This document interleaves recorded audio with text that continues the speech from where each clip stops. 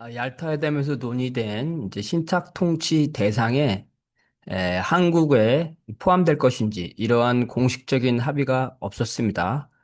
그 사이에 일본이 패망했습니다. 그리고 소련이 38도선 이북을 점령한 이후에도 이러한 미소 간의 신탁 통치는 미국 정부의 공식 입장이었습니다. 그러다가 1945년 10월 21일 존 칸트 빈세트 미 국무부 극동국장이죠. 한반도를 관할하는 국장인데 외교정책 협의회에서 조선은 자치할 준비가 되어 있지 않다. 미국은 따라서 우선 신탁 관리제를 실시할 것을 제안한다고 밝혔습니다. 이는 이제 이미 미소 정상이 합의한 신탁 통치에 대한 내용을 얘기한 겁니다.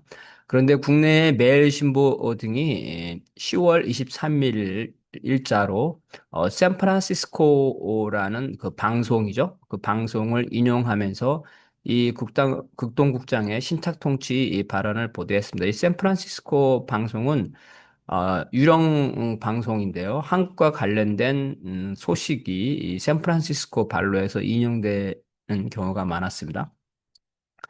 이거 이틀 후에 매일신보는 신탁 통치는 조선에 대한 중대한 모욕이라고 비판했고 다른 언론들도 이제 이거를 일부 보도했습니다. 중도 계열의 안재홍뿐만 아니라 조선공산당의 김상용도 신탁 통치에 반대하기 위해서 통일전선을 만들어서 조선인민의 힘을 과시하자 이렇게 제안했습니다. 이어서 이제 인공이죠. 인민위원회와 그 한민당 우익이죠. 한민당도 반탁을 결의했습니다. 1945년 10월 26일 그 다음 날 이제 건국동맹, 조선공산당, 임시정부 환영위원회 등이 참가한 각 정당 행동통일위원회는 신탁 통치에 대해 반대하는 성명서를 발표했습니다. 이 위원회는 성명서를 통해 카이로 회담으로 완전한 자주 독립을 기대했는데 신탁 통치를 언급하는 것은 조선민족을 모욕하고 기만하는 것이다 이렇게 주장을 했고요. 이 회의에서 조선공산당 기관지 이 해방일보의 주필인 정태식은 말하기를 아직 신탁 관리가 사실인지 확실하지 못하나 반대 성명을 내야 한다고 주장했습니다. 회의는 나중에 그 민주주의 민족전선 중앙위원을 역임하는 조선공산당의 김형성 등 3명이 참여하는 신탁통치 반대운동 실행위원회를 구성을 하게 됩니다. 이 점에서 볼 때 신탁통치 이 부분이 얄타 회담에서 언급됐고 다만 조선이 여기에 포함될 것인지 명시된 게 없었기 때문에 이 조선의 좌익들은 해방 직후에 조선이 신탁 통치에 에, 포함되는 것인지에 대한 명확한 정보가 없었다고 볼 수가 있겠습니다. 이런 와중에서 소련이 아니라 먼저 미국으로부터 신탁 통치 발언이 나오자 조선 공산당을 비롯한 좌익들은 초기에 이러한 신탁 통치 이 반대 운동을 했다는 점이 이 명백하게 됩니다. 1945년 12월 16일부터 25일까지 미국, 영국, 소련의 외무장관이 참여하는 모스크바 삼상 회의에서 비로소 조선의 임시정부를 수립하되 이 임시정부와 미소 공동위원회가 협의하여 5년 동안 신탁 통치를 하기로 하였다. 이것이 이제 그 발표가 됩니다. 이러한 취지는 여기서 임시정부는 실질적인 독립정부를 말하는 것이 아니라 미국의 제안이죠. 루즈벨트의 원래 제안에 따르면 자문이죠, 자문. 통치기구가 아니라 이 신탁 통치, 미소 공동위원회가 하는 신탁 통치죠. 이 신탁 통치에 대한 자문의 역할을 하는 임시정부를 하고 실제적인 통치 권한이죠. 그 통치권은 미국의 제안에 따르면 미국, 영국, 중국, 소련 이 4국이죠. 네 개의 국가가 실제적으로 통치권, 여전히 말하자면 합동 군정이죠. 즉 서독이나 베를린 형태로 진행되는 것. 이러한 베를린의 사국 통치와 유사한 그러한 것을 말하는 것입니다. 그래서 임시정부가 즉각적인 독립을 말하는 것은 아니라는 것. 다만 이 임시정부에 누구를 포함할 것이냐의 문제로 미소 공동위원회 이후에 미소 간의 합의가 안 되는 그리고 국내에서 이 문제로 서로 대결하게 되는 찬탁과 반탁 세력이 대결하게 되는데 바로 임시정부가 그러한 의미를 가지고 있겠습니다. 이후에 반신탁 통치 그리고 반 조선 공산당 좌익이죠. 반소련 여론이 형성되는데 두 가지 그 결정적인 오보가 중요한 역할을 합니다. 하나는 이제 소련이 신탁 통치를 주장했다는 것이죠. 두 번째는 박헌영이 이 통일 조선이 이후에 소련 연방이죠. 소련에 가입을 하자고 주장했다는 것. 이 두 가지입니다. 이 두 가지 오보 사건에 미국 국무부, 미 군정, 미국의 이제 공작 언론이죠. 미국의 공작 언론은 이제 주로 샌프란시스코 방송이라는 유령 방송이 되겠습니다. 그리고 동아일보 등 우익 신문들입니다. 모스크바 삼상회의가 끝난 직후 12월 27일 석간 신문들은 미국 번스 국무장관이 정부로부터 받았다는 훈령을 보도했습니다. 이 보도에 따르면 모스크바 삼상회의 직전에 번스가 소련의 신탁 통치안을 반대하면서 즉시 조선 독립을 주장하라는 미국의 훈령을 받았다는 것입니다. 당연히 이 훈령은 오보죠. 왜냐하면 어, 신탁 통치는 미국 루즈벨트가 제안해서 소련이 마지못해 수용을 한 거고, 얄타 회담에서 이미 그 미소 간의 신탁 통치가 그 합의된 거기 때문에 미국의 협상 대표인 그 국무장관이 이미 자기네 자신이 주장한 신탁 통치를 반대한다는 것은 어불성설입니다. 특히 소련이 신탁 통치를 주장한 것은 역시 반대고요. 이러한 그 미국 정부의 훈령에 대한 최초의 이러한 보도를 추적하면 25일 미군 태평양 사령부가 발행하는 태평양판 성조지에 보도된 것입니다. 이것을 이제 아, U, UPI 그죠? 해외의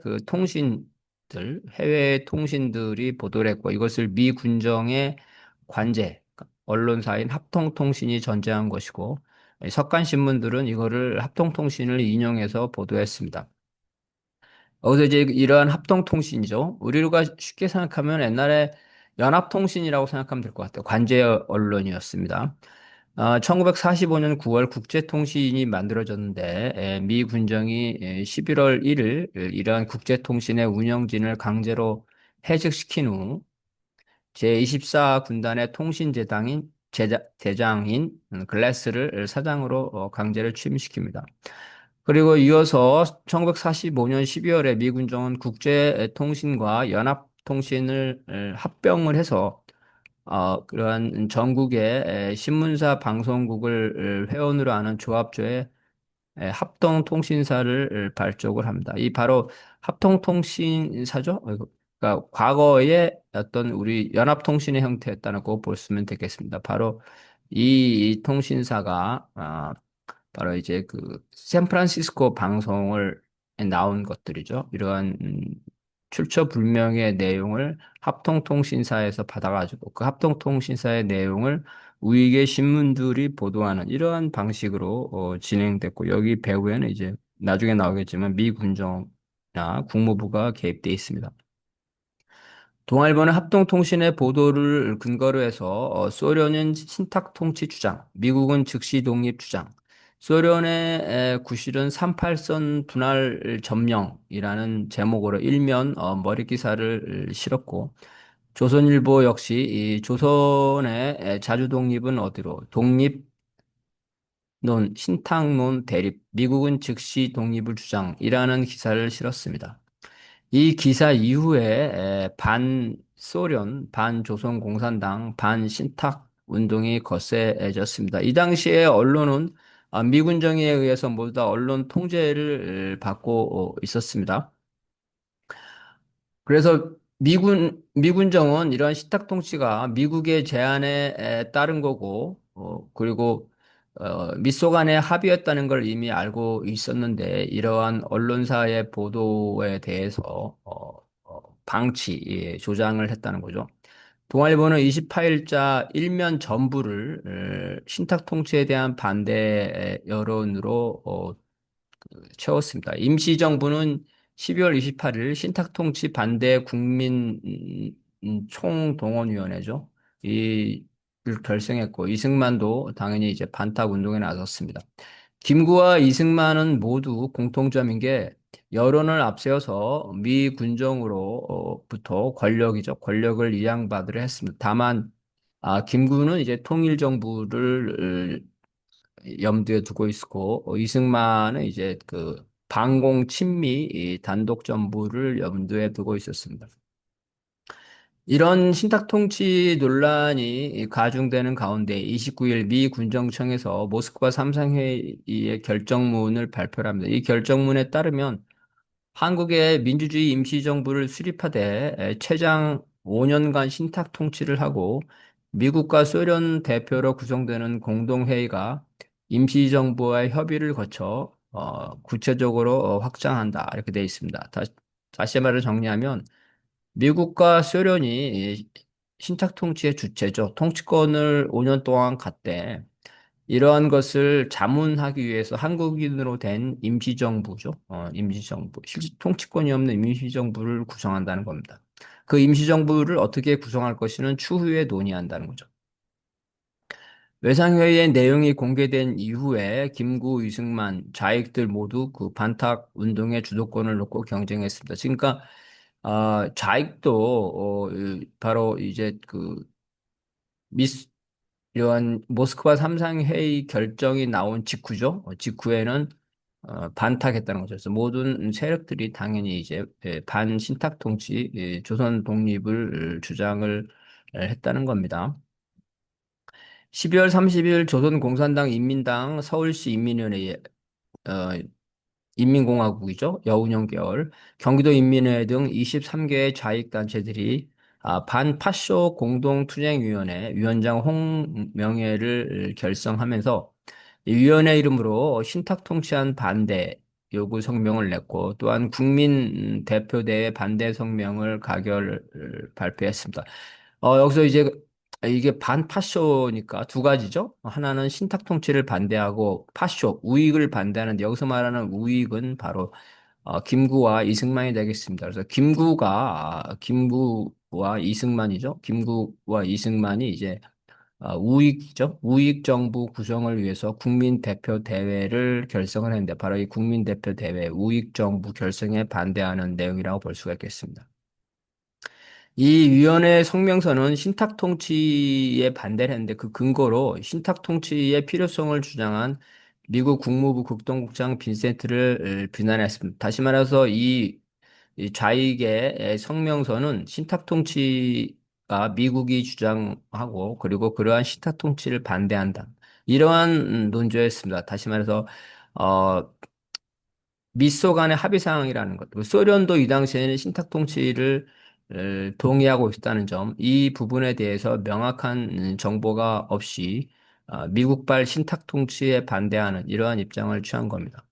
12월 31일 여운형이 주도하는 조선인민공화국의 중앙인민위원회는 임시정부 국무위원에게 이제 통일정부를 논의할 수 있는 통일위원회 구성을 제안했습니다. 다시 말해서 조선인민공화국도 여운형 계열이죠. 이러한 신탁 통치에 반대하고 즉시적인 통일정부를 구성하기 위한 노력을 했다는 겁니다.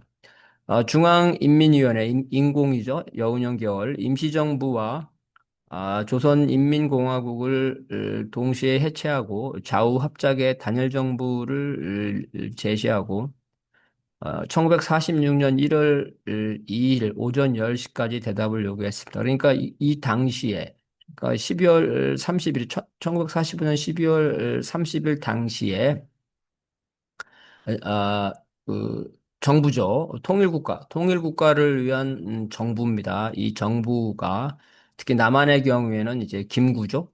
김구의 그 임시정부 계열이 있었고 여운형의 조선인민공화국 계열이 이제 정부, 국가를 참칭이라고 그러죠. 국가임을 내세웠다. 즉 임시 정부 통일을 위한 임시정부를 내세웠기 때문에 좌우가 따라가기 때문에 이거를 해체를 하자는 거죠. 아직 조선에서는 이북이죠. 이북에서는 김일성 주재로 인민위원회를 건설하고 있었지만 이러한 인민위원회라는 이름에서 보듯이 조선인민공화국 즉 여운형 계열이죠. 여운형 계열에 속하는 것으로서 독자적인 김일성 중심의 그 단독 정부는 아직 추진하고 있지 않았습니다. 그래서 이러한 조선에서 여운형 계열과 김구 이승만 계열 두 개의 정부 수립 운동이 있었는데 이 두 개를 일단 일시 정지하고 좌우가 합작해서 단일 정부를 하자 이런 제안을 했다는 겁니다. 하지만 김구 측이죠. 김구 측의 임시 정부는 자신만이 유일한 정부다. 이런 입장을 가지고 있었습니다. 그래서 조선인민공화국이라는 정부를 참칭, 그죠? 명칭을 사용하는 이러한 여운형 계열의 조선인민공화국의 자체를 인정하지 않았기 때문에 이러한 조선인민공화국 명의의 제안을 받아들이지 않고 오히려 그 공문을 반송해 버렸습니다. 이런 사이에 조선인민공화국과 조선공산당이죠. 조선공산당은 1월 1일 신년에 탁치 문제 해결은 민족통일전선의 결성으로라는 이름으로 탁치, 신탁통치 이 반대 내용을 담은 성명을 발표했고 이것이 이제 조선일보에 보도했습니다. 그러니까 1월 1일 1946년 1월 1일 당시에 여운형 계열의 조선인민공화국과 박헌영 계열의 조선공산당이 신탁 통치에 대해서 반대하고 있었다는 겁니다.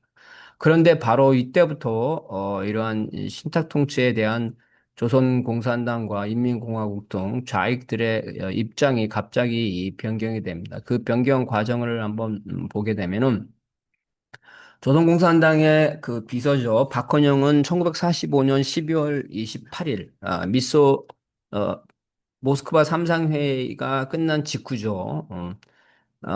38도선을 넘어 평양으로 향했고, 12월 31일 평양에서 모스크바로부터 귀환한 로마넨코죠. 로마넨코로부터 모스크바 삼상회의의 전말을 듣습니다. 아마도 이제 미국이 이 신탁 통치를 제안했는데 소련이 마지못해 이것을 받아들였고 현재의 미소가 남북을 분단하여 점령한 조건에서 통일을 할 수 있는 실질적인 방안은 신탁 통치다. 그리고 5년의 기한이기 때문에 임시정부를 우선 만들어서 이 5년 안에 미소 간의 논의를 통해서 독립으로 나아가는 것이 현실적인 방안이다. 그러니까 조선공산당이나 좌익도 이러한 신탁 통치안에 대해서 찬성을 하라. 뭐 이런 취지로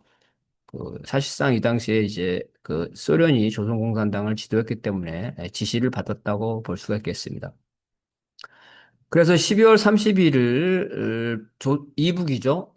이북에서 조선공산당 북조선 분국 집행위원회 상무위원회에서 바로 이 모스크바 삼상회의의 결정을 어떻게 할 것이냐는 그런 실행 방법을 논의되었고 결국은 이 삼상회의 결정 지지방침이 됐습니다. 다시 말해서 좌익계열에서 모스크바 삼상회의의 신탁 통치에 대해서 찬성을 한 최초의 공식적인 회의는 아마도 모스크바 삼상회의가 끝난 일주일 정도 지난 12월 31일 평양에서 열린 조선공산당 북조선 분국 집행위원회 상무위원회일 것이다라고 추론이 됩니다.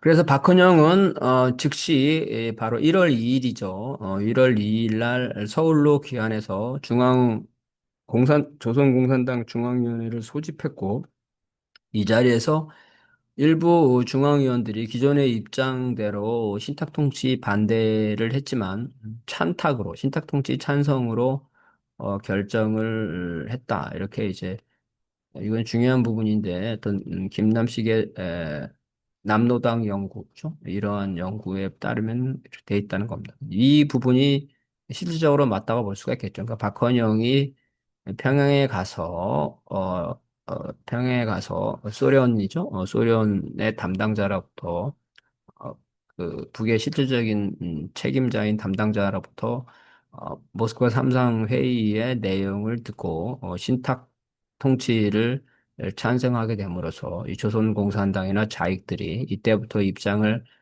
바꿨다 이렇게 볼 수가 있겠습니다. 1946년 1월 2일이죠. 바로 당일날 조선인민공화국 중앙인민위원회죠. 인공 계열이죠. 어, 조선공산당 중앙위원회는 신탁 통치에 대한 직접적인 표현을 하지 않은 채 모스크바 삼상회의를 지지한다 이렇게 발표를 했습니다.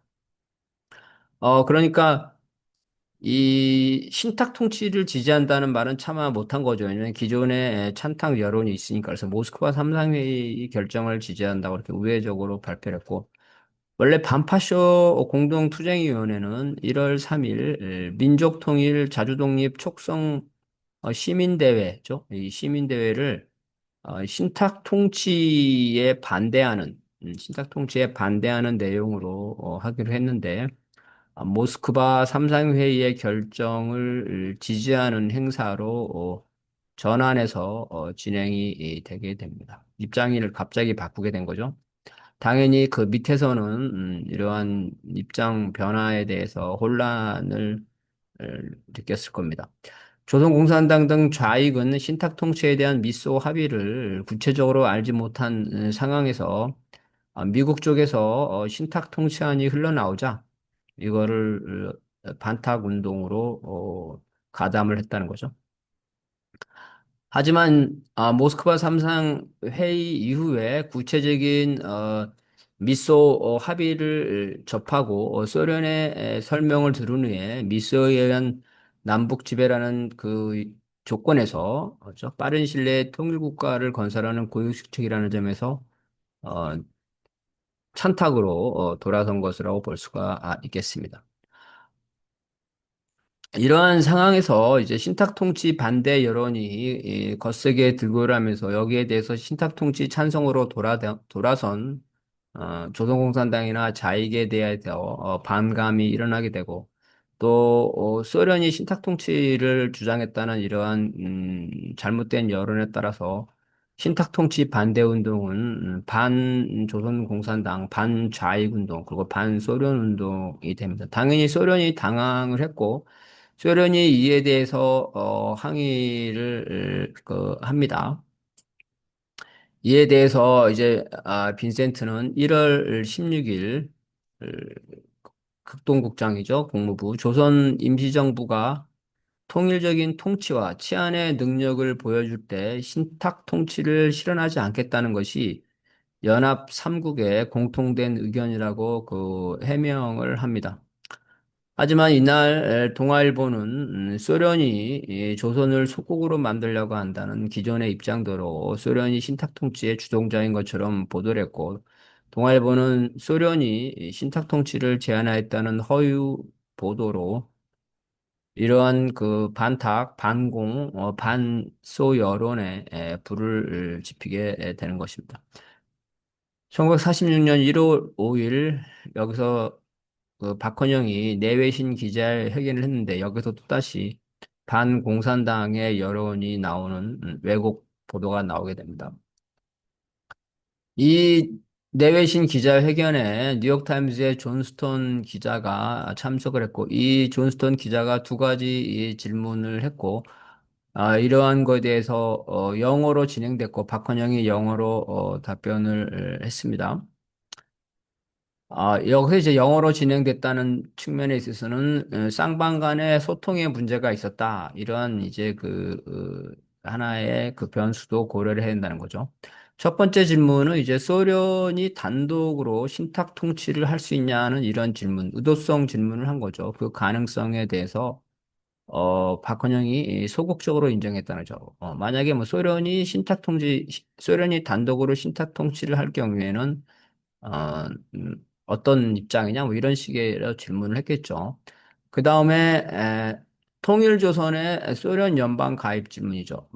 통일이 되고 나서 뭐 소련 연방에 가입할 그런 가능성이 있냐? 뭐 이런 식의 이제 질문에 대해서 박헌영이 현재 시점에서 통일 조선이 소련 연방에 가입하는 것은 불가능하고 뭐 10년이나 20년 후에 장기적으로는 뭐 검토할 수 있겠다. 이런 식의 이제 답변을 했다는 겁니다. 그런데 이제 존 스톤은 박헌영이 소련에 의한 일국 신탁 통치와 소련 연방 가입을 제안했다. 이런 식의 메모를 남겼습니다. 존 스톤은 이 메모를 기사화하지 않았습니다.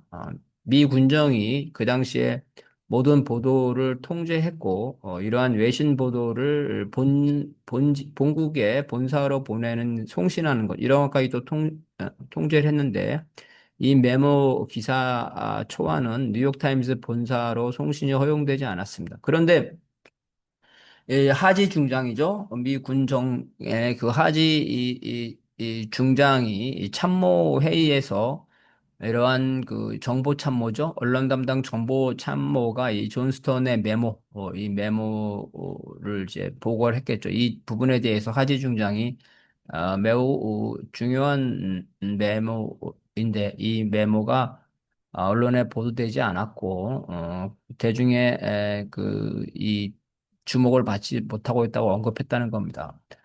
이 당시에 미국과 소련은 신탁 통치에 관한 걸로 서로 긴장, 갈등을 하고 있었는데, 그래서 이제 미국의 입장에서는 이러한 반소 여론이죠.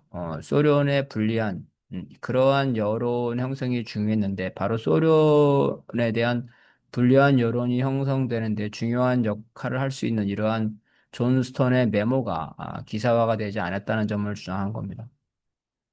이에 대해서 미군정의 다른 참모들은 이 메모가 왜곡된 것일 수 있다. 평상시 그 박헌영의 입장이 아닐 것이라는 의견을 제시했지만 하지 중장의 지시로 이 존 스톤의 메모는 중요한 정보죠. 이후 이제 활용할 수 있는 중요한 정보로 분류됐고 이 내용이 그대로 이제 샌프란시스코라 방송국이라는 유령 방송국에서 15일 날 이 메모의 내용과 심지어 한국 여론이 이 메모를 무시하고 있다고 보도를 합니다. 이를 받아서 16일 날 동아일보 기사에서 이 부분을 크게 다뤘습니다. 결국은 박헌영이 소련 단독의 신탁 통치를 주장하고 통일 조선을 소련에 가입시키려고 한다. 이렇게 이제 여론이 형성되면서 박헌영과 조선공산당에 대한 여론이 악화됐고 이를 기점으로 해서 이들의 영향력이 급감하였다는 겁니다.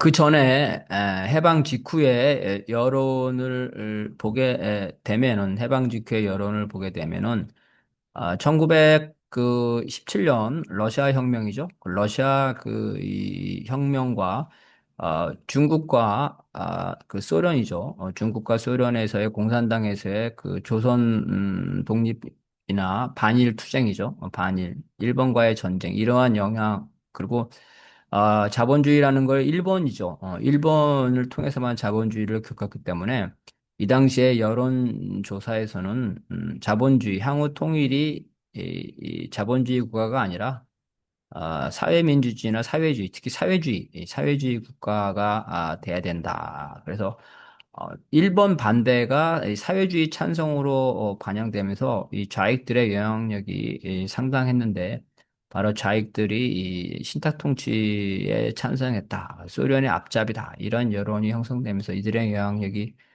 급감을 했다는 겁니다.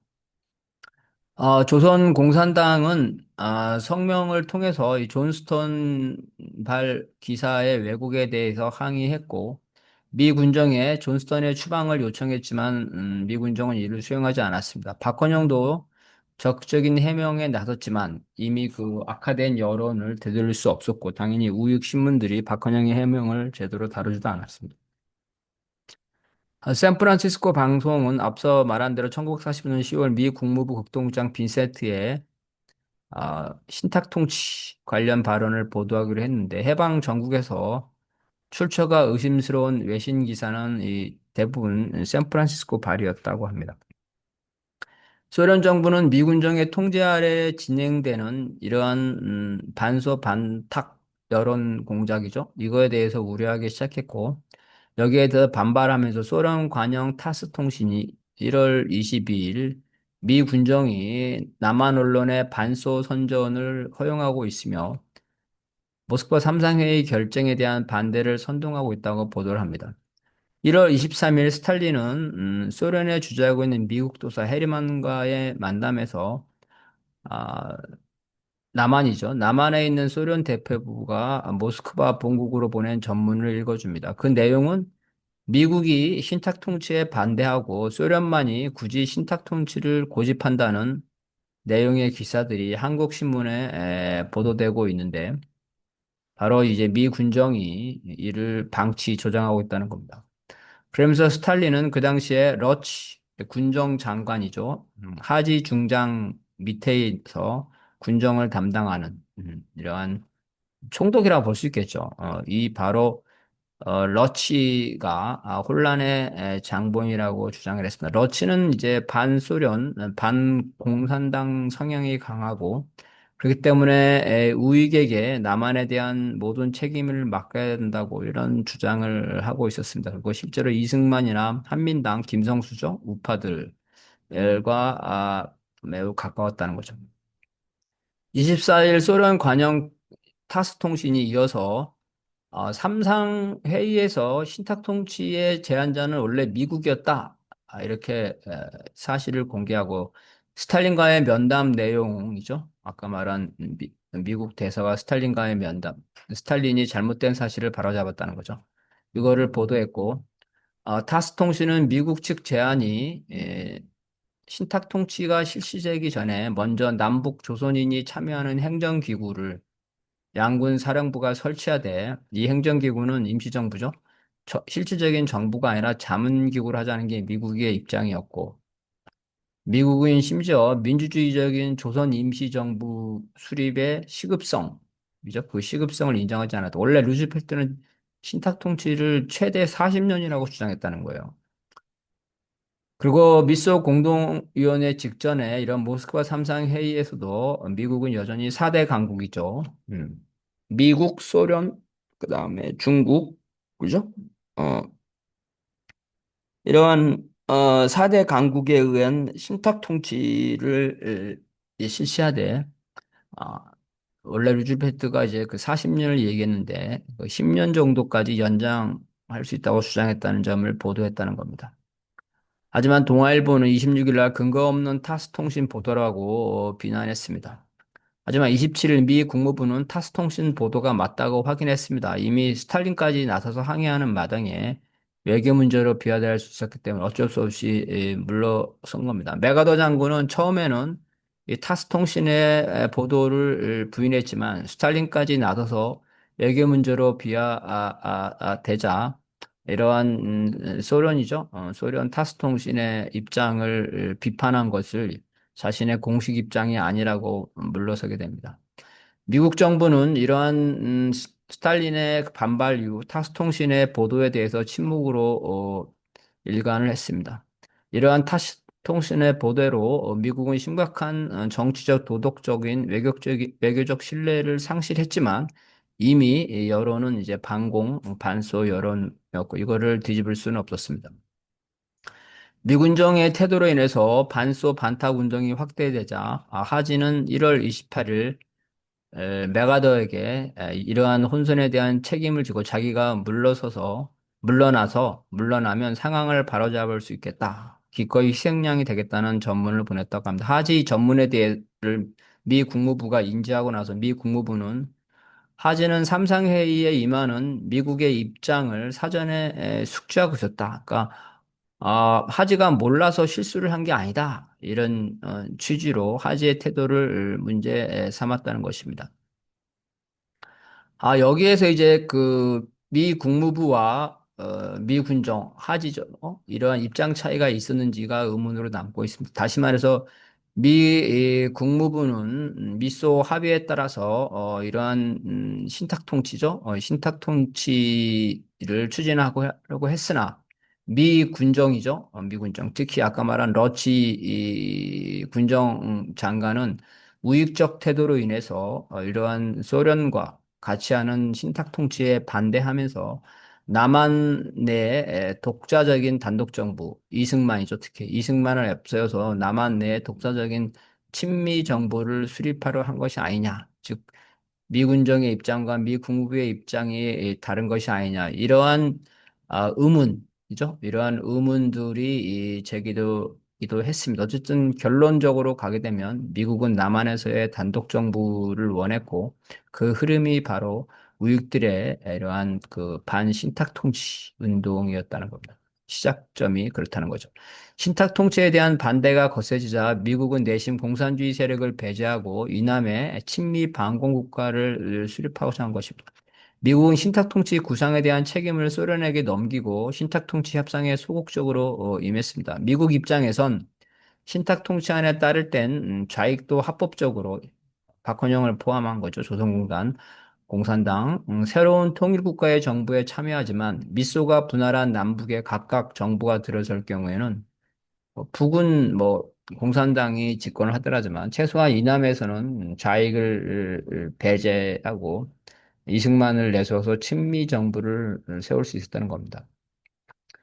사실 소련 역시 이미 동유럽에서는 공산당 세력을 앞세워서 즉시 독립시키는 즉 위성국가죠. 소련의 형제국가 위성국가를 수립했기 때문에 이러한 모델을 코리아 반도 이북이죠.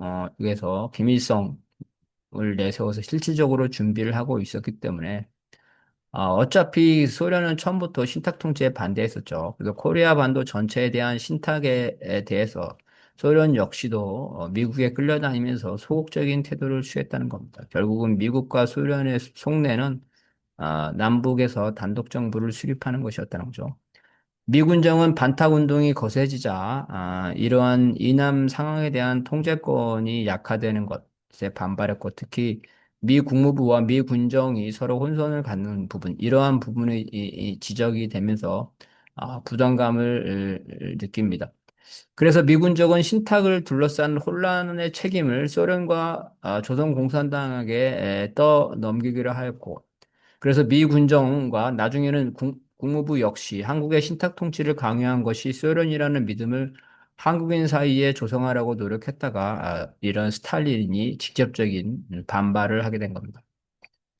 미 군정은 신탁 통치의 찬반을 둘러싼 좌우 대립이 격화되자 그 책임을 자기들은 신탁 통치에 대한 정보를 미 국무부로부터 제대로 미리 제공받지 못했다 이렇게 변명을 했다는 거죠. 미 국무부는 당연히 그것이 아니라고 부정을 했고 한편 당시 좌익들은 미소 공동에 의한 신탁 통치만이 미국 단독에 의한 반공국가 수립을 저지할 수 있다고 봐서 어, 신탁 통치를 반대하다가 신탁 통치에 찬성하는 여론으로 돌아선 겁니다. 특히 박헌영의 경우에는 그렇겠죠. 만약에 북과 남에서 단독 정부가 수립된다면 북은 김일성, 남은 이승만이 되면서 조선공산당은 설 자리가 없게 된 거예요.